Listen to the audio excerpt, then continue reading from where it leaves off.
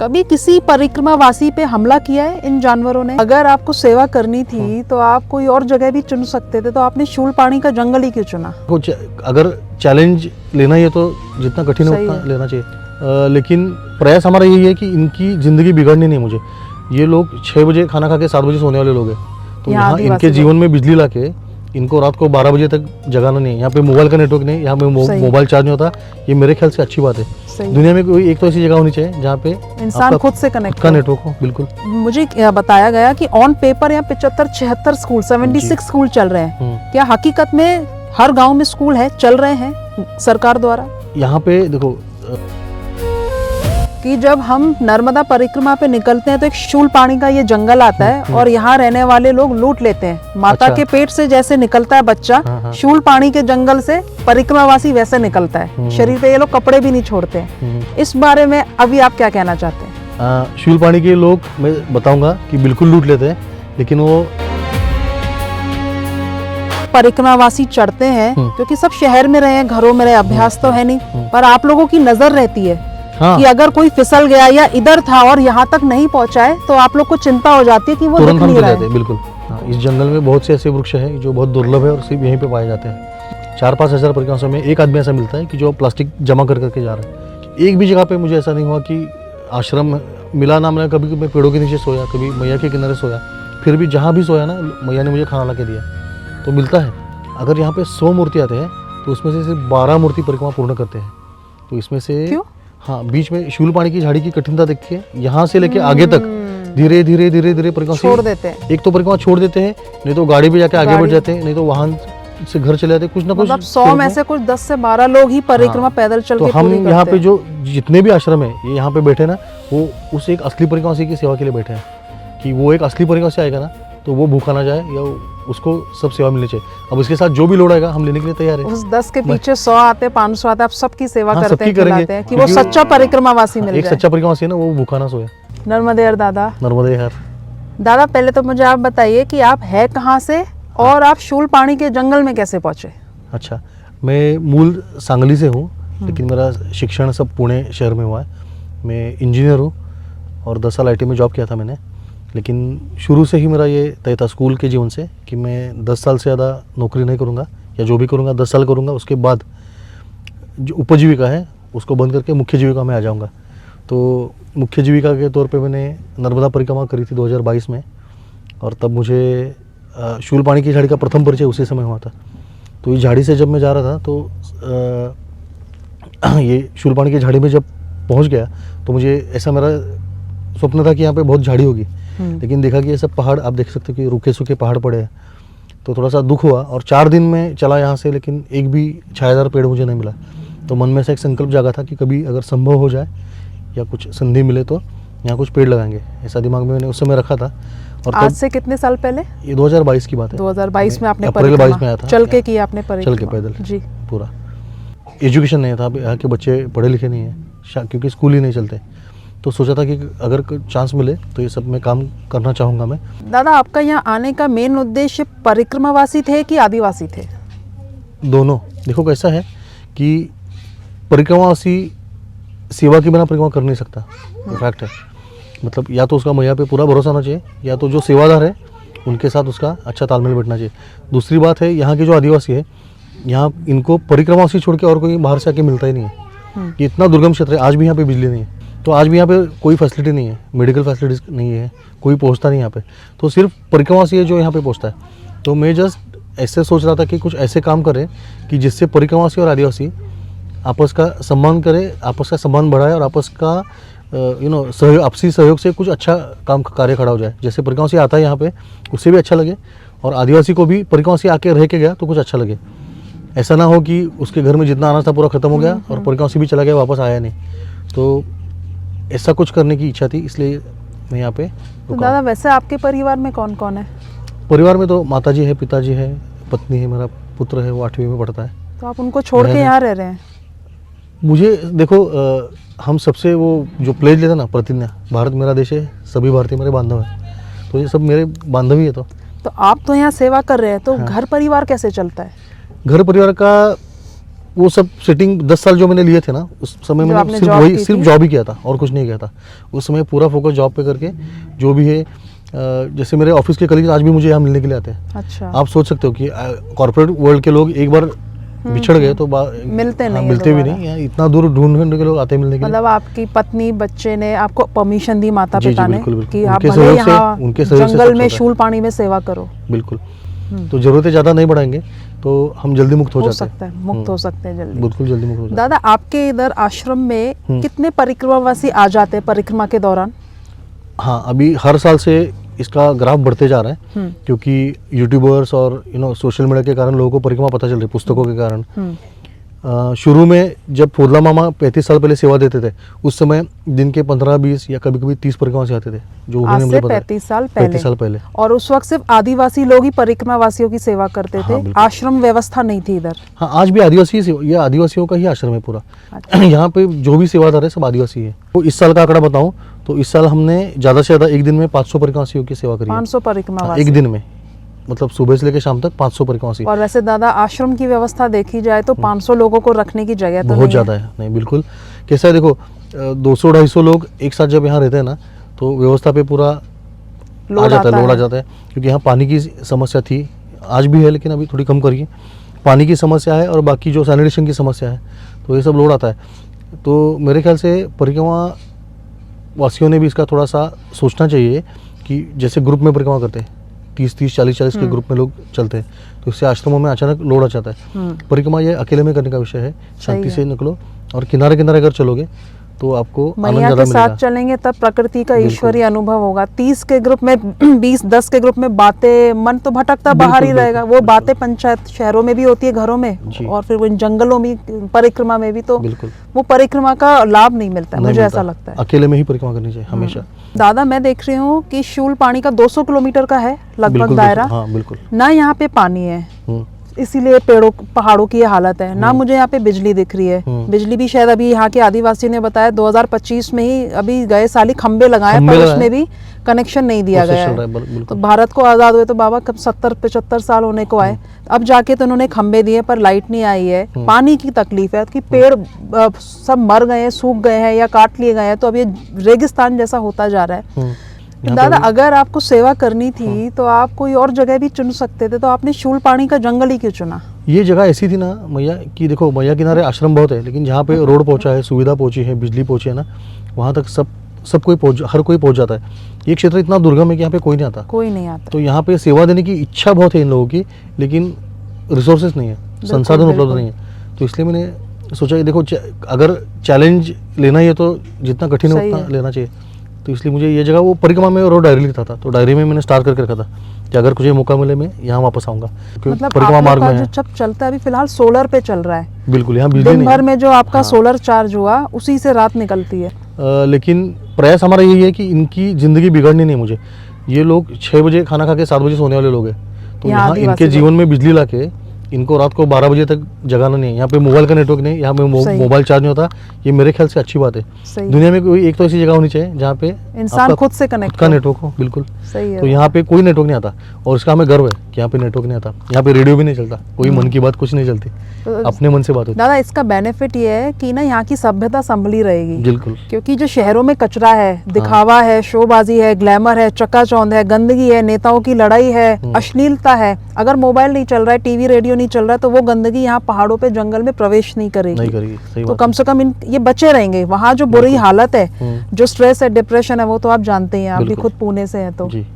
दादा, यहाँ के मुझे बताया गया कि ऑन पेपर यहाँ 75-76 स्कूल, 76 स्कूल चल रहे हैं। क्या हकीकत में हर गांव में स्कूल है, चल रहे हैं सरकार द्वारा? अगर ऑन पेपर देखा जाए तो ऐसे चलते भी है स्कूल ऑन पेपर। हाँ, माध्याह्न भोजन का पैसा आता है, या फिर आपका स्तनदा माताओं का आहार है उसका पैसा आता है, आंगनवाड़ी सेविका, आंगनवाड़ी शिक्षिका, इनका पगार आता है। पर दादा, लेकिन स्कूल है अगर ग्राउंड जमीन लेवल पे आप पर। पूछो, मैं यहाँ पे हर गांव में घुमा हूँ, आप पूछो यहाँ पे कोई भी नहीं, हमारे गांव में स्कूल ही नहीं है। यहाँ पे एकमात्र स्कूल है तोरणमाल में, जो अभी भी यहाँ से 32 किलोमीटर 32 किलोमीटर दूर और है। 32 किलोमीटर हम भाबरी में, इस बीच कितने गांव आ गए होंगे? बीच में 4 बड़े बड़े गाँव हैं। 4 बड़े उसके गाँव पाड़े हैं। वगैरह गिनेंगे तो बहुत है। बहुत हो गए। क्योंकि यहाँ के गांव बहुत बड़े बड़े, 7-7, 8-8 किलोमीटर फैलाव के गांव है, क्योंकि लोक वस्ती विरल है यहाँ पे। तो ये जो 75 स्कूल के नाम से जो पैसा आता है मध्याह्न भोजन वगैरह करके जो भी आपने बताया, मतलब वो सब यूं ही बट जाता है, ना आदिवासियों को मिलता है ना आदिवासी के बच्चों को कुछ पढ़ाई के नाम पे मिलता है। बिल्कुल। तो ये जो आप स्कूल चला रहे हैं ये सरकार के द्वारा चल रहा है या पर्सनल आप अपने हिसाब से सेवा से? ये निजी सेवा के स्वरूप में चल रहा है। हमारा प्रयास यही है कि मैं किसी सर्टिफिकेशन पे विश्वास नहीं रखता, ना मुझे इनको कोई डिग्री देनी है ना मुझे कुछ देना है, बस उनके सामने कुछ आ जाए तो पढ़ पाए, उनको अगर लिखने का कहीं चांस मिले तो लिख पाए, पढ़ना लिखना आना चाहिए। और उसके बाद क्या पढ़ना है, कैसे पढ़ना है, क्या लिखना है, कैसे लिखना है, वो खुद कर लेंगे। उनको आना तो चाहिए, रिसोर्स एटलीस्ट अक्षर ओळख तो होनी चाहिए कि क्या है। दादा मैंने देखा आप स्कूल के बाद पढ़ाने के बाद बच्चों को खाना भोजन भी देते हैं जी। ये सब खर्चा कैसे चलता है? यहाँ इस कार्य से बहुत से लोग जुड़े हुए हैं जो वही तो मैं बोला ना कि परिक्रमासी जब आते हैं और देखते हैं कि यहाँ पे ये ज़रूरत है और यहाँ चल रहा है, तो वापस जाने के बाद वो कुछ लोगों को बताते हैं। ऐसे एक नेटवर्क बन गया कि ये लोग आके यहाँ का जो जिसका घर है दिनेश पावरा और उसकी पत्नी है रमीला पावरा, ये दोनों मिलके ये सब सेवा करते हैं। तो इनको इसके दिनेश के अकाउंट पे लोग पैसे भेज देते हैं, मतलब परिक्रमावासी ही भेजते हैं। हाँ, जिन्होंने अपनी आंखों से नर्मदा भक्त है, हाँ नर्मदा मैया के भक्त, जिन्होंने जमीनी हकीकत देखी है कि आप किन संघर्षों में बिना लाइट बिजली पानी के आप स्कूल चला रहे हो, नर्मदा परिक्रमावासी की सेवा कर रहे हो, तो वो ही जो देखते हैं अपनी आंखों से रात को आके रुकते हैं, वही अपनी ओर से कुछ दान और जो भी सहयोग करना है कर देते हैं। तो ये स्कूल और सेवा ऐसे चल रही है परिक्रमावासियों की। और हमारा प्रयास ये है कि स्कूल के बच्चे परिक्रमावासियों को देखें, सही कैसे क्या कर रहे हैं, सेवा करना सीखे। मैं उनको बताऊं कि तुम ऐसे ध्यान में बैठो तो बच्चा कभी नहीं बैठेगा, लेकिन जब परिक्रमावासी कोई ध्यान में बैठा है ना तो उसका देख के 4 बच्चे उसके बाजू में आके ध्यान बैठते हैं तो अच्छा लगता है, क्योंकि बच्चे कॉपी करते हैं ना, तो उनको अच्छा चीज़ कॉपी करने के लिए दिखना, मतलब अलग से आश्रम बनाओ और अलग से स्कूल बनाए तो ये अच्छा मॉडल नहीं है, इसलिए हमको आश्रमशाला बोलते हैं। इसमें आश्रम भी है और शाला भी है। मतलब सुबह और शाम को परिक्रमावासियों की सेवा होती है, दिन में बच्चों को पढ़ाना। परिक्रमावासी आते रहते हैं, एक दो अगर किसी को 4-5 दिन रहना है, किसी को चतुर्मास बिताना है, सब यहाँ पे रहते हैं। हाँ बिल्कुल। तो मतलब नर्मदा परिक्रमा हो जाने के बाद भी ये चालू रहता है आश्रम? हाँ बिल्कुल। बच्चों को पढ़ाना या यहाँ पे खेती बाड़ी करते हैं? खेती बाड़ी यहाँ 4 महीने बारिश की खेती होती है, बारिश के ऊपर खेती डिपेंडेंट है इस परिसर की। दादा शहरों में ना एक बात का बहुत ज़्यादा वहम है और भरम है कि जब हम नर्मदा परिक्रमा पे निकलते हैं तो एक शूल पानी का ये जंगल आता है और यहाँ रहने वाले लोग लूट लेते हैं। माता के पेट से जैसे निकलता है बच्चा, शूल पानी के जंगल से परिक्रमावासी वैसे निकलता है, शरीर पे ये लोग कपड़े भी नहीं छोड़ते हैं। इस बारे में अभी आप क्या कहना चाहते हैं? शूल पानी के लोग मैं बताऊंगा कि बिल्कुल लूट लेते हैं, लेकिन वो परिक्रमावासियों के दिल लूट लेते हैं अपने सेवा भाव से। अपने पास कुछ भी ना होने के बावजूद आपको जो कुछ वो देते हैं ना, वो देख के वो आपका मन लूट लेते हैं। आप वो वापस आप कभी उनसे छीन नहीं पाओगे, इतना लूट लेते हैं। शुरू में कभी ये हुआ होगा, लेकिन देखो उसका कारण हम देखेंगे। अब मैं जब इसके गहरे तक जाता हूँ तो मुझे पता चला है ये पीछे से मैया बहती है। यहाँ के जो लोग थे ये नर्मदा मैया के किनारे से परिक्रमा चलती थी और बहुत से मंदिर थे, बहुत सा एक यात्रा का स्वरूप था। जब ये क्षेत्र डूब में चला गया, गांव के गांव मंदिर के मंदिर चले गए, तीर्थ क्षेत्र डूब गए बड़े बड़े, तो इस तीर्थ क्षेत्र के साथ चलने वाले जो बिजनेसेस है ना वो सारे डूब गए, सब बंद हो गए। इन लोगों को खाने के लिए कुछ बचा ही नहीं। और ये पहाड़ ऐसे कि यहाँ पे खेती भी नहीं कर सकते, बारिश में जो कुछ होगा उस पर आपको खाना है। तो इस ऐसी अवस्था में अगर कुछ मजबूरी में, हाँ मजबूरी में कुछ लोगों ने लूटपाट की होगी, करते भी थे। वो भी शायद लखनगिरी महाराज जी ने उनका दिल बदल दिया, तो वही परिक्रमावासी लूटने की जगह उन्हीं की सेवा करने लगे। आज वही लोग जो लूटते थे ना वो ज़्यादातर मध्य प्रदेश में होता था। और उसके बाद आप पुस्तकों में पढ़ोगे कि बाद में कुछ लोग थे जो परिक्रमावासियों को वापस अब देते थे, तो उसमें से ये पहला घर है। फोदला मामा जो थे ये परिक्रमावासियों को वापस जो भी चाहिए, कंबल चाहिए, कपड़े चाहिए, वो सब देते थे, लंगोट चाहिए दे देते थे और फिर परिक्रमावासी आगे जाता था। तो ये आज की तारीख में परिक्रमा मार्ग में शूलपाणी की हड़ में कोई भी लूटपाट नहीं होती और ये मार्ग बिल्कुल सुरक्षित है। पहले यहाँ पे रास्ते नहीं थे, अभी रोड मार्ग बन गए हैं, रास्ते सड़कें बन गई हैं, अभी यहाँ पे बहुत सी सुविधाएं हैं और हर 3-4 किलोमीटर पे आश्रम है, गृहस्थ आश्रम है। और यहाँ के भी जो बाकी आदिवासी लोग हैं ना उनको भी इच्छा जाग रही है कि मैं सेवा करूँ और वो एनेबल हो रहे हैं, मतलब परिक्रमावासी ही उनको थोड़ी सी ताकत दे रहे हैं। तो थोड़ी सी अगर हमको पूछ देना तो इस क्षेत्र में बहुत बड़े बदलाव हम देख सकते हैं। बल्कि दादा मैंने तो ऐसा देखा है कि यहाँ के आदिवासी लोग बहुत ज्यादा दयालु है। बिल्कुल। अगर उनके पास बेर है, उनके पास छाछ है, उनके पास जो कुछ भी है, अपनी थाली में भोजन कर रहे हैं तो आधी रोटी दे देंगे परिक्रमावासी को कि हमारे सामने से ऐसे कोई गुजर ना जाए। तो ये चीज शहरों में बल्कि मैंने नहीं देखी, एक श्रद्धा भाव है यहाँ पर। हमें यहाँ पे जो आया ना उसका कारण जो आप बोले ना भाकरी, तो फोदला मामा के पास एक भाकरी थी जब मैं इनके घर आया था, और उन्होंने वो पूरी भाकरी मुझे दे दी थी। वो खुद भूखे रहे, उनकी पत्नी थी झांझली बाई, वो झरकल से पानी लेके आई थी सर पे मेरे सामने। मैंने पूछा मैया आप ये भोजन वही पाओगे? झरकल नदी जो कल हमने पार की हाँ, है, हाँ। इतना नीचे से पानी हाँ, लाए, वहाँ से पानी लाना पड़ता था, नीचे क्योंकि इतना ये झरना तो सूख जाता है। इतना नीचे से ये लोग हाँ, पीने का पानी 4 लाते किलोमीटर ऊपर। सर पे ढो के पानी लाती थी वो, आप सोचो। और जहाँ उसी में पे कल हम प्रकाश गए थे। नहाएंगे, उसी में कपड़े धोएंगे, कुछ नहीं बोलते थे लोग। तो जब मैं उनको पूछा मैया आपका भोजन हो गया क्या, तो बोली अब मैं भोजन करूंगी। तब मुझे पता चला कि जो मैंने भाकरी खाई तो उसके नाम की थी। उनके हिस्से की हाँ, है, उनके हिस्से की भाकरी में उन्होंने मुझे पूरी दे दी, आधी भी नहीं। और खुद भूखे रहे। हाँ, तो उसी दिन मेरे मन में निश्चय हो गया था कि अगर मुझे मैया अगर चांस दे तो सेवा के लिए मैं यहीं पे आऊँगा। इतना तो मेरे मन में उसी दिन मैया ने संकल्प डाल दिया था, क्योंकि अपने पास जो है उसमें से थोड़ा सा निकाल के देना ये किसी के लिए भी संभव है, पूरा का पूरा दे देना, पूरा का पूरा। और वो भी ऐसे दुर्गम क्षेत्र में। और दादा अब तो बहुत ज्यादा परिक्रमावासी चलने लगे हैं, बहुत ज्यादा। बहुत ज़्यादा चलते तो हैं। मेरे ख्याल से इन आदिवासियों के कारण ही ये परिक्रमा की परंपरा संभली हुई है। बिल्कुल अगर इस शूल पानी के जंगल में ये लोग इस प्रकार की सेवा ना करते तो ये परिक्रमा संभव ना हो संभव पाती। नहीं है, संभव नहीं, अब चल नहीं पाएंगे। 200 किलोमीटर बहुत बड़ी बात हाँ, है। ये पहाड़ देखो, एक तो पहाड़ चढ़ने की लोगों को आदत नहीं होती, और किसी आदत हो भी तो भी आपको अगर पानी ना मिले, आपको भोजन ना मिले, तो आप कैसे चल पाओगे। सर्दियों सब एक्सट्रीम है यहाँ पे, सर्दी भी एक्सट्रीम है, बहुत बारिश ठंड भी है, एक्सट्रीम होती हम है, देख रहे हैं दिन है तो गर्मी बहुत extreme गर्मी है, और रात है तो बहुत ठंडी है। बहुत ठंडी है, एक्सट्रीम है सब। तो यहाँ जो सेवा भाव है वो बना रहे, ये अपनी परिक्रमावासियों की भी जिम्मेदारी है कि इन लोगों को सहयोग करना चाहिए जितना हो सके।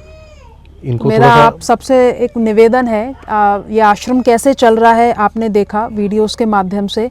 आप लोगों से जो बन सके, जिनकी इच्छा हो, किसी भी प्रकार का सहयोग करना चाहे, आपके पास जैसे भी संसाधन है, आप दादा को, प्रशांत कुलकर्णी जी दादा हैं, यहाँ पे मैं नंबर मेंशन कर देती हूँ स्कैनर, तो आप आश्रम को सपोर्ट कर सकते हो। मेरे हिसाब से इससे बड़ी सेवा कुछ नहीं हो सकती है कि जहाँ सेवा नहीं पहुँच रही है, इंसान नहीं पहुँच पा रहा है, ट्रांसपोर्टेशन नहीं पहुँच पा रहा है, लाइट नहीं है, पानी नहीं है, ऐसे में भी संघर्ष करके अगर सेवा कर रहे हैं कि हम परिक्रमा वासियों को यहाँ पे कुछ सुविधा दे सके, आदिवासी बच्चों को हम पढ़ा सके, तो मुझे नहीं लगता इससे ज़्यादा ज़रूरतमंद जगह कोई और होगी। तो आप में से कोई भी सहयोग करना चाहे तो। दादा एक चीज़ मैंने देखी, आपके आश्रम के जो ठीक सामने है वो खप्पर माल की चढ़ाई है। जी जी, और शायद वो शूल पानी की सबसे हाईएस्ट चढ़ाई है बिल्कुल जो पूरे परिक्रमावासी में चढ़ सबसे रहे ऊंचा हैं, जो अभी पॉइंट है हमने वो, ड्रोन हाँ। शॉट लिए। तो ये जो एक पगडंडी बनी हुई है जी। जहाँ पे परिक्रमावासी चल रहे हैं, ये आप लोगों ने बनाई है पहाड़ पे नहीं, चढ़? क्योंकि वो बहुत कठिन था, वहाँ से अगर आदमी फिसल गया तो बहुत नीचे तक आता बिल्कुल। था, पकड़ने के लिए पेड़ भी नहीं, ऐसी अवस्था है। तो हमने जो कठिन मार्ग है ना उसको खोद खोद के थोड़ा बड़ा किया है, और जहाँ पे जैसे हमें लगा कि ज़रूरत है वहाँ पे थोड़ी सी सीढ़ियाँ जैसे बनाई है। बाकी वो तो मार्ग पुराना मार्ग है, थोड़ा कठिन था, क्योंकि हर साल बारिश में, अभी हमने जो मार्ग बनाया अगले साल बारिश में वो बह जाएगा, तो उसको वापस बनाना पड़ेगा। आप हर साल ये जो हाँ, हर साल पगडंडी बनाते जैसा है हैं। परिक्रमावासियों के लिए बनाते हैं, बनाते पूरा हैं। ऊपर तक, पूरा खप्पर ऊपर माल तक, की हाँ। चढ़ाई तक। बिल्कुल। और मैं देख रही हूँ दादा कि जब परिक्रमावासी चढ़ते हैं, क्योंकि सब शहर में रहे, घरों में रहे, अभ्यास तो है नहीं, पर आप लोगों की नजर रहती है हाँ। कि अगर कोई फिसल गया या इधर था और यहाँ तक नहीं पहुंचा है, तो आप लोग को चिंता हो जाती है कि वो दिख तुरंत हम नहीं चले रहा जाते हैं, है। बिल्कुल। हमें एक पता है कि परिक्रमावासी, एक तो ड्रेस कोड है, सफेद रंग White। चमकता है, पता चलता है कि बाबा जी जा रहे हैं। अब वो यहाँ से वहाँ अगर नहीं पहुँचे, या फिर कम गति से पहुँच रहे, या फिर कुछ हो रहा है, तो हम तुरंत दौड़ के जाते हैं। इनमें से कोई भी जाता है और उनको फिर हाथ देता है, संवारता मदद है, देते ऐसा, हैं। हाँ बिल्कुल। मुझे यहाँ के बच्चे बता रहे थे कि शायद किसी की डेथ भी हो गई ऊपर, हम्म, और आप लोगों को अनुमान लगा कि ये अब तक बाबा दिखे नहीं है, हाँ तो फिर आप लोग ऊपर गए तो शायद हाँ, उनको कि खप्पर माल की चढ़ाई के कठिनता के कारण उनकी मृत्यु नहीं हुई। कि जो उनके साथ में 3 लोग थे, उनके 2 भाई और एक चाचा थे, वो सबको बार बार बोलते थे कि मैया के किनारे मूर्ति है तो कितना अच्छा होगा। तो ये संकल्प लेके वो मन से निकले थे। ये शांत एक पत्थर पे बैठे, शांति से बैठ के उन्होंने अपने प्राणों का त्याग कर दिया।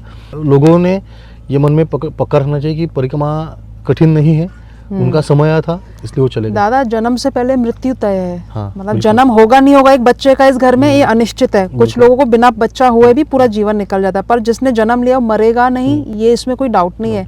उनकी इच्छा थी, और मतलब ठीक है हार्ट का प्रॉब्लम हुआ जो भी, पर मैंने एक वीडियो देखा, यहाँ मुझे बच्चों ने दिखाया कि उनकी डेड बॉडी को फिर आप लोग कंधे पे उठा के ऐसे लाना लेकर पड़ता आए है, हैं। बाम्बू से। तो मतलब आप लोग इस पहाड़ पे भी नजर रखते हैं अगर परिक्रमावासी हाँ, चढ़ता हाँ, है, बिल्कुल बिल्कुल। कि उनको कोई यहाँ तकलीफ देखो, है। आपको कोई दिखता नहीं, लेकिन आपको हजारों नजरें दिखती है शूल पानी में। ये आदिवासियों का जीवन ऐसा है ना, यहाँ पे कहाँ पे वो बैठे आपको पता भी नहीं चलेगा, और वहाँ से सबकी नजर रहती है। अगर हम ना भी देखें तो इसके आजू बाजू में जो घर है ना, उनका ध्यान रहता है कि बाबा जी बराबर जा रहे कि नहीं। एक जैसे बच्चे को माँ संभालती है ना, वैसे परिक्रमा से को यहाँ संभाला जाता है। बहुत ये बहुत अद्भुत अनुभव है, मतलब ये अनुभवने की चीज़ है। मैंने अक्सर परिक्रमा वासियों को कहते हुए सुना है कि मैया के दर्शन, नर्मदा मैया के दर्शन तो शूल पानी में होंगे।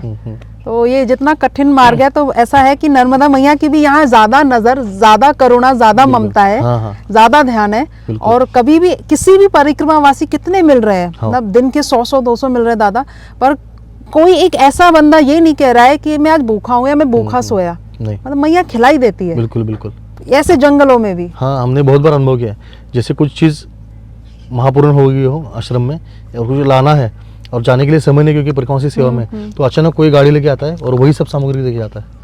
अभी रास्ता आ गया, तो ये अनुभव हम बिल्कुल बहुत बार किया कि जो चाहिए था वही सब सामान आ गया।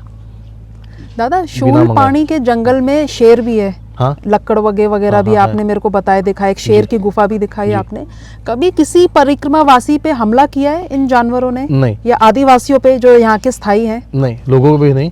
कैसा है बताता हूँ, जानवर जो है ना, इनके कुछ उसूल रहते हैं। हाँ। कि वो उनको जो माता जी, उसकी माँ जो सिखाएगी वैसे ही बच्चा वो दिखता है, सीखता है। अब परिक्रमावासियों का जो ड्रेस कोड है, जो सालों से, हजारों सालों से उसी ड्रेस कोड में परिक्रमावासी चल रहे, तो ये माँ बच्चों को सिखाती है कि देख, इस टाइप के जानवर पे हमें हमला नहीं करना है।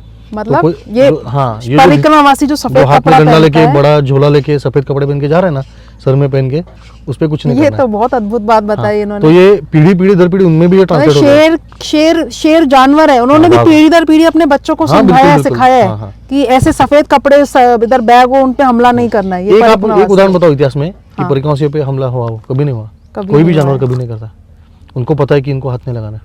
हाँ, लेकिन एक बात है, आजकल एक गलत ट्रेंड सेट हो रहा है कि जल्दी चलने के चक्कर में कुछ परिक्रमावासी रात को 2:30 बजे 3 बजे निकल जाते हैं। नहीं, ये तो गलत, ये बहुत गलत बात है, क्योंकि ये जानवरों का समय है। के बाद तो परिक्रमा का वैसे भी विधान नहीं है। नहीं, उनका वो समय है, भगवान ने उनको समय दिया है उनकी शिकार करके खाने के लिए। उस समय में आप निकल जाओगे, बीच में आओगे, तो हमला तो हो सकता है। लेकिन आप अगर सूर्योदय के बाद निकल रहे हो, तो कोई जानवर को कुछ नहीं करेगा, कभी भी नहीं। मतलब सूर्योदय से पहले भी नहीं निकलना चाहिए, और सूर्यास्त के बाद भी परिक्रमा मार्ग पे नहीं चलना चाहिए। और शूल पानी में तो नहीं, बिल्कुल भी नहीं। क्योंकि यहाँ पे ना मैया के किनारे 52 ऐसे जंगल है, या व्याघ्र प्रकल्प है, या फिर सेंचुरीज है, कि जो शासन द्वारा मान्यता प्राप्त, बोल रहा हूँ मैं, 52 है। तो आप सोचो कितना जंगल है माई के किनारे। और आपने मुझे बताया दादा कि अगर आदिवासियों का जीवन परिवर्तन करना है, तो अब ये बड़े हो चुके हैं, पेड़ को अब ज्यादा मोड़ नहीं सकते, पौधा मुड़ता है, तो इसीलिए आप बच्चों पे मेहनत करते हैं। बच्चों को देखो, समझेंगे। हर किसी भी क्षेत्र में आप देखो, जो छोटी चीज है ना, उसको बदलना संभव रहता है। एक बार बड़ा हो गया तो हम उसको नहीं बदल सकते। और दूसरी बात, यहाँ हम सिखाते हैं और दूसरी तरफ हम सीख भी रहे हैं। आप देखो, आप ही सोचो कि जहाँ पे कोई रास्ता नहीं है, बिजली नहीं है, कोई संसाधन नहीं है, कोई मेडिकल फैसिलिटीज़ नहीं है। अब यहीं पे देखो, ये जो गोबर गैस हमारा पीछे है ना, यहाँ पे इसका गड्ढा बनाते समय मुझे सांप ने काटा था, स्नेक बाइट हुआ था, वेनमस स्नेक बाइट, जहरीले सांप ने काटा था। तो यहाँ पे 150 किलोमीटर दूर जाना पड़ता था, तब हमारे पास गाड़ी नहीं थी। तो 3 दिन में उसको मैंने बॉडी पे उसको सहन किया। माई की कृपा से कुछ हुआ नहीं, लेकिन वो सेलुलाइटिस बोलते हैं पाव को, वो हो गया था, और फिर वो ठीक हो गया। लेकिन ऐसे कठिन जीवन में अगर ये यहाँ रह के अपने 10, 12, 15 बच्चों को खाना खिला के, अगर आने वाले परिक्रमावासियों को भी, मेहमानों को भी खाना खिला रहे, कोई बैंक में खाता नहीं, कोई डेबिट कार्ड नहीं, क्रेडिट कार्ड नहीं, आगे का कुछ पता नहीं, कल क्या मिलेगा खाने को पता नहीं, ऐसी स्थिति में अगर ये इतना सेवा दे रहे, तो इनका जीवन में ज़्यादा यशस्वी मानता हूँ। धन्य दादा, धन्य। उनसे सीखना चाहिए हमने, हमारा क्या गलत हो रहा है, हमारा क्या गलत हो रहा है, ये क्या अच्छा कर रहे हैं, हम सीख सकते हैं इनसे। ये भाव मेरा हमेशा रहता है। यहाँ जो आता है सबको मैं बताता हूँ कि इनसे जितना हो सके सीख के जाएंगे हम। दादा, जब ये लोग बीमार पड़ते हैं, तो डॉक्टर नहीं है, हॉस्पिटल नहीं है, एजुकेशन स्कूल नहीं, तो ये जब बीमार पड़ते हैं, कोई बड़ी बीमारी हो जाए, तो कैसे अपना ट्रीटमेंट क्या रहता है, इलाज? बीमारी देखो, बीमार जब आदमी पड़ता है ना, तो आधा तो वो अपने मन से ही डरा हुआ होता है। इन लोगों के मन बहुत कठिन है, मजबूत है। हाँ, मजबूत है। अब एक उदाहरण बताता हूँ। कुछ दिन पहले एक लड़का पहाड़ से गिर गया, उसकी हड्डी इतनी बुरी तरह से टूटी पाँव की, कि पाँव से हड्डी इतनी बाहर आई थी, इतनी। अरे हाँ, और वो उसका देख के मैं हिल गया, लेकिन वो कुछ नहीं करा, एकदम शांति से पड़ा रहा था। उसको उठा के गाड़ी में डाला, उसको हम बड़वानी लेके गए, उसका इलाज कराया। उसके 5 ऑपरेशन हुए, इतना बड़ा वो इंजरी था। उसके पहले ऑपरेशन में उसका पाँव पकड़ के मैं उसके साथ बैठा था, डॉक्टर ने बोला था इसलिए। तो मैं उसका चेहरा दिख रहा था, जरा सी वेदना चेहरे पे दिखा रहा था, बाकी जरा सा भी नहीं दिखा रहा था। एक्चुअली उसको बहुत ज़्यादा पेन्स हो रहे थे। डॉक्टर भी बोले कि पेन्स क्यों नहीं दिखा रहा है। मतलब मनोबल इनका बहुत मजबूत है, मन से बहुत मजबूत है। तो ये इनसे सीखने की बड़ी बात है। कितनी भी बड़ी सी बड़ी बीमारी हो, ये मन से इतने और मजबूत शायद है। इन लोगों को थोड़ा बहुत वनस्पति ज्ञान भी होगा। हाँ बिल्कुल बिल्कुल। कि- ये जो सांप ने काटा था ना, तभी मुझे वनस्पति का ही उस पर प्रयोग किया गया था, इसके कारण मैं बचा, ऐसा मेरा तो ये शुद्ध बेसिक विश्वास है। जानकारी इनको होगी। हाँ, हाँ, बिल्कुल। सर्दी जुकाम बुखार वगैरह में बिल्कुल, बिल्कुल, कफ में बिल्कुल। क्या खाना है, कौन सा पत्ता खाना है, जिससे हाँ, अपने हाँ, आप को हाँ। ठीक है। बाकी तो यहाँ- डॉक्टर हॉस्पिटल यहाँ पे अभी देखो चाय की जगह पे ना परिक्रमावासियों को भी हम अड़ुलसे का काढ़ा पिलाते हैं, बहुत अच्छा। जिससे खांसी वगैरह कम होती है। तो यहाँ के लोगों को जड़ी बूटी का बहुत अच्छा ज्ञान जड़ी है। बूटी का ज्ञान है हाँ, इनको। इस जंगल में बहुत से ऐसे वृक्ष हैं जो बहुत दुर्लभ है और सिर्फ यहीं पे पाए जाते हैं। इनका भी इन्हें बहुत अच्छा ज्ञान है। अब दादा इन लोग का मन ऐसे ललचाता नहीं, हम भी शहरों में जाएं, अच्छे कपड़े पहने, चकाचौंध, ये चश्मा लगाए, बाइकें दौड़ाएं, जो वहाँ का माहौल है, हाँ। जाते हैं देखते तो होंगे ना शहर गांव में।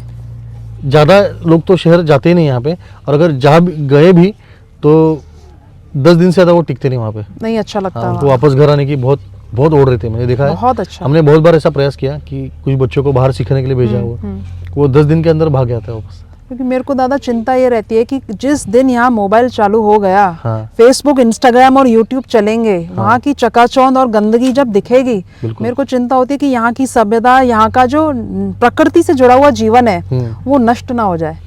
तो अब टावर तो लग चुके, देर सवेर आएगा, अब जो वो देखेंगे तो ये चिंता का विषय है। अभी तो इसको कटे हुए हैं ये मैं लोग। दूसरी तरफ से देखता हूँ कि अगर यहाँ पे टावर आ जाएंगे और नेटवर्क आ भी जाएगा और मोबाइल भी आ जाएंगे, तो इनको हम यही सिखाएंगे कि आप अपना जीवन कितना सुखी है ये दुनिया को दिखाओ, ठीक है ना।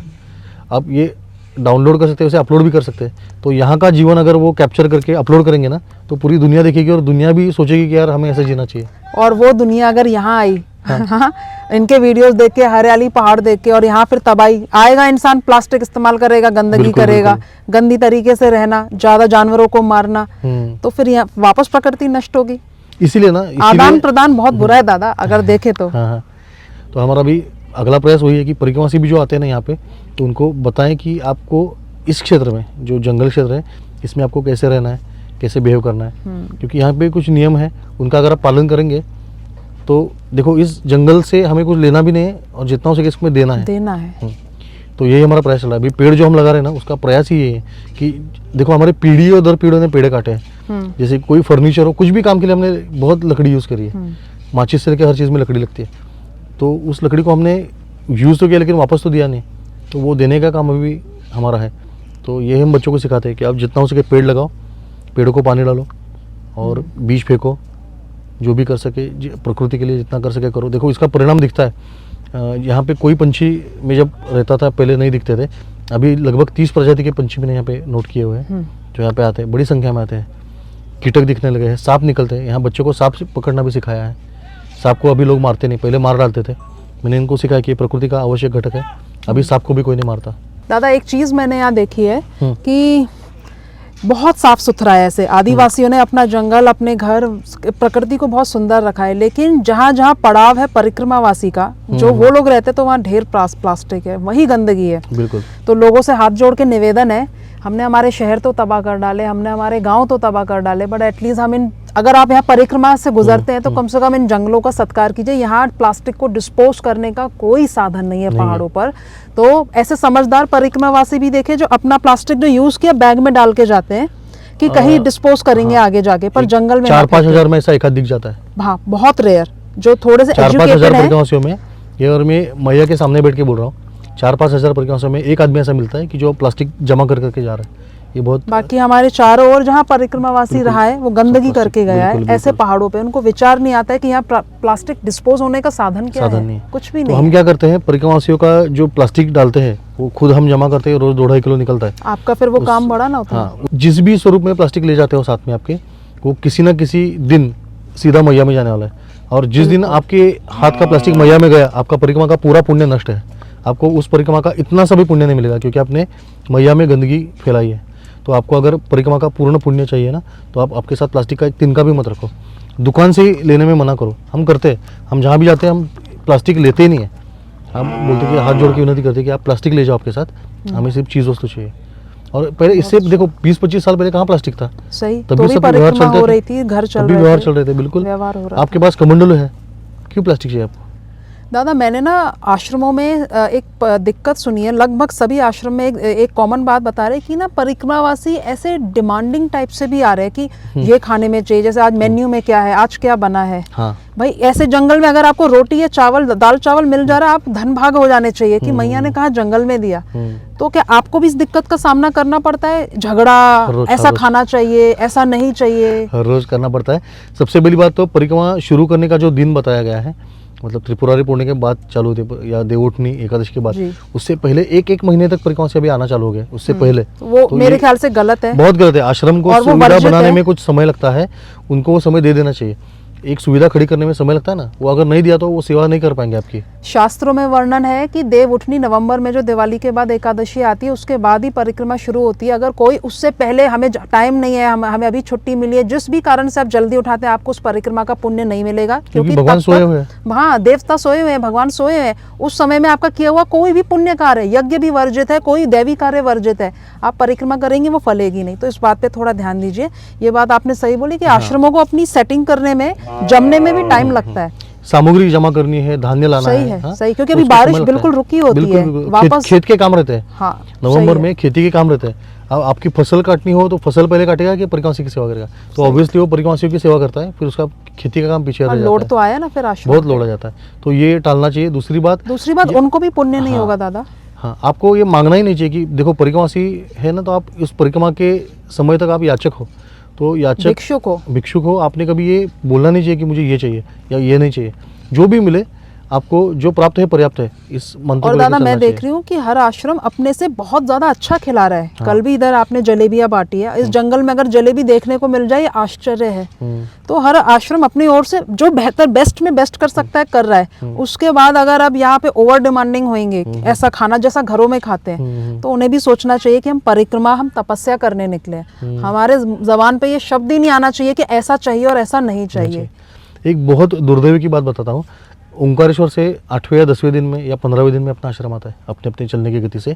तो बहुत ज़्यादा लोग जो ओंकारेश्वर से निकले हैं यहाँ पे सब आ जाते हैं। अब हमने आंकड़े देखे हैं, अगर यहाँ पे 100 मूर्ति आते हैं तो उसमें से सिर्फ 12 मूर्ति परिक्रमा पूर्ण करते हैं। तो इसमें से क्यों? हाँ, बीच में शूलपाणी की झाड़ी की कठिनता देख के यहाँ से लेके आगे तक धीरे धीरे धीरे धीरे परिक्रमा छोड़ देते हैं। एक तो परिक्रमा छोड़ देते हैं, नहीं तो गाड़ी पे जाके आगे बढ़ जाते हैं, नहीं तो वाहन से घर चले जाते, कुछ ना कुछ। मतलब 100 में से कुछ 10 से 12 लोग ही परिक्रमा पैदल चल के पूरी करते हैं। हम यहाँ पे जो जितने भी आश्रम है ये यहाँ पे बैठे ना, वो उस एक असली परिक्रमासी की सेवा के लिए बैठे हैं कि वो एक असली परिक्रमासी आएगा ना तो वो भूखा ना जाए या उसको सब सेवा मिलनी चाहिए। अब इसके साथ जो भी लोड आएगा हम लेने के लिए तैयार है। उस 10 के पीछे 100 आते, 500 आते, आप सबकी सेवा करते हैं, खिलाते हैं कि वो सच्चा परिक्रमावासी मिल जाए। एक सच्चा परिक्रमासी है ना, वो भूखा ना सोए, बस उसके लिए सब चल रहा है। लेकिन बाकी लोगों को भी अगर सच्चा परिक्रमासी बनने का चांस मिल रहा है तो लेना चाहिए। बाकी तो दादा वैसे तो इसमें कुछ भी अपने पैसों से खरीद के खाना नहीं चाहिए, क्योंकि मैया जो दे, हम मैया के भरोसे आश्रित होते हैं। पर अब मैं देख रही हूँ लोगों की जेबें भरी हुई है, दुकानों से जो चाहिए, बीड़ी, तंबाकू, गुटखा भी चल रहा है, कोई खाने का चिप्स वेफर देखा वो भी खा रहे हैं, आश्रमों में भी खा रहे हैं, प्लास्टिक भी फेंके। तो ये तो पिकनिक की तरह जो निकले हैं दादा, ये परिक्रमा की परंपरा का भाग है ही नहीं, ये भंग कर रहे हैं। ये परिक्रमा नहीं, ये परिभ्रमण है, ये पर्यटन है। ये नर्मदा परिक्रमा का नर्मदा पर्यटन नहीं होना चाहिए। ये परिक्रमा एक बहुत बड़ा तप है, बहुत बड़ी तपस्या है। यहाँ पे लाखों लोगों ने तपस्या करी है, बहुत बड़ी तपोभूमि है। यहाँ पे बोलते हैं ना, पग पग पे तपस्वियों के अदृश्य योगियों का आज भी यहाँ पे वास है। कमंडल से कमंडल टकराता है। यहाँ पे हमने आके इसको परंपरा को खंडित या फिर लज्जित नहीं करना चाहिए। तो परिक्रमावासी जो परिक्रमा करने की सोच रहे हैं और वीडियोस देख रहे हैं, आप एक बात को गांठ बांध लीजिए, पैसा रखने का अधिकार ही नहीं है। अगर आप परिक्रमा, असली परिक्रमा करना चाहते हैं, पर पैसा देकर कुछ खरीदा खाया, ये परिक्रमा का भाग है ही नहीं। एक भिक्षुक कैसे चलता है, हाथ फैलाता है, उसमें जो रख दिया खाते हैं। तो आपको लग रहा होगा ये कठिन है, अरे ये बहुत आनंद है। नहीं दादा, आपने भी परिक्रमा की? बिल्कुल। जो भी आदमी एक कदम चल सकता है, 1 स्टेप एट अ टाइम, वो ऐसा कोई भी व्यक्ति परिक्रमा कर सकता है, क्योंकि परिक्रमा एक कदम की है, एक ही कदम। आपको एक कदम का सोचना है। अगर अगला कदम मैया की इच्छा हो तो चलेगो, चल जाओगे, मैया की इच्छा ना हो तो शांत हो जाओगे। दादा मेरे गुरु कहते हैं कि आप एक कदम बढ़ो, 99 कदम वो आगे बढ़ के आएंगे, बिल्कुल, ईश्वर। बिल्कुल। तो परिक्रमा के लिए एक कदम ईमानदारी से हम आगे बढ़ाएं, 99 कदम मैया चल के आती है। खाना पीना, आश्रय, रहना, दवाई की जरूरत है दवाई की, सेवा की जरूरत है तो सेवा मिल की, जाता है। सब कुछ देती है सब वो, मिलती है, बिल्कुल। सब कुछ देती है वो। बस हम एक श्रद्धा भाव से चल पड़े। ये अनुभव का ही विषय है। आप किनारे से चलो, जैसे मैंने पूरी परिक्रमा किनारे से करी थी। एक भी जगह पे मुझे ऐसा नहीं हुआ कि आश्रम मिला ना मिला, कभी मैं पेड़ों के नीचे सोया, कभी मैया के किनारे सोया, फिर भी जहाँ भी सोया ना मैया ने मुझे खाना ला के दिया। तो मिलता है, आपका विश्वास होना चाहिए, दृढ़ विश्वास होना चाहिए। और कि उस मैया वक्त दादा संभाल रही जब है। आप कहीं ऐसे जंगल में पेड़ के नीचे सो रहे हो और कोई आपके लिए खाना सामने ले आए, तो उस वक्त कैसे आंसू अहोभाव से दिल भर जाता है कि तूने खिलाया तो मैया कहाँ खिलाया, कहाँ चल के आई है। इसी अनुभव के लिए तो परिक्रमा करनी है। इसीलिए तो यहाँ जो वही तो अहंकार अनुभव का और ईगो का जो गलन होता है, मेल्ट होता है हम्म। दादा, वो शहरों में मुझे नहीं लगता कि नहीं, संभव है। वहाँ तो ईगो सजाने वाली जगह है। देखो मन का अवस्था है वो, एक बार आपकी वो अवस्था बन गई तो आप शहर में हो या ग्राम्य व अरण्य कहाँ पे भी जाओ, आपको पर ये वो अवस्था यहाँ तैयार नर्मदा होती मैया, है। हाँ यहाँ पे परिक्रमा में वो आपको संधि मिलती है मैया के। मैया आपको सिखाती है कि वाह, जैसे एक माँ बच्चे को सिखाती है ना, इसलिए इसको मैया बोलते हैं। ये आपको सिखा रही है कि आपको कैसे रहना है, कैसे आगे चलना है ज़िंदगी में। वो एक बार सीख जाओगे, फिर आप कहीं भी जाओ, चाहे फॉरेन में चले जाओ, कहीं पे भी चले जाओ, आपकी वो मनो अवस्था अगर स्थिर है, अड़िग है, दृढ़ हो गई, हाँ, तो फिर आप हिलते जीत नहीं गए। हैं। ये तो परिक्रमा का फल है। बहुत बहुत अच्छा लगा दादा आज आपसे बात करके, आपकी जी। सेवाओं को देख के, आपके अनुभवों को सुन के, आपके जीवन शैली को देख के, जिस तरीके से आप बच्चों को संस्कार भी दे रहे हैं, शिक्षा भी दे रहे हैं, ये देख के मेरे को बहुत आनंद हुआ। और मैया जो कराती है। परिक्रमा वासियों की आप सेवा कर रहे दादा, वो सच में मैं नहीं कर, मैया कर रही है मैया।